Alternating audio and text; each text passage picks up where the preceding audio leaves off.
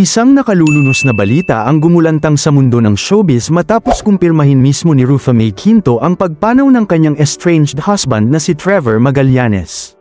Sa isang emosyonal na Instagram post, ibinahagi ng komedya na ang ilang litrato nila ni Trevor kasama ang kanilang anak na si Athena, na ngayon ay wala ng ama.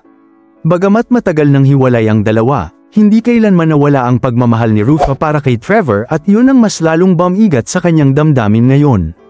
Sa caption ng kanyang post, sinabi niya, "I'm deeply saddened by this development. Hope you give us time to mourn his loss, especially my daughter. Just pray for us that we will get through this by the help of God. We are still gathering factual information about his death. Even us or his immediate family are still verifying what happened. So we kindly ask his friends or anyone to stop spreading fake news or mere speculations about his death. I am flying tomorrow for the US with my daughter, so PLs wait for the official announcement surrounding his death from me. Thank you very much and PLs give us respect."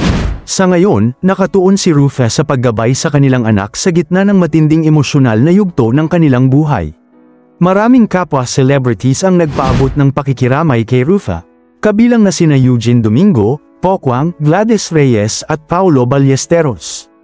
Rest in peace Trevor. Maraming salamat sa panunood.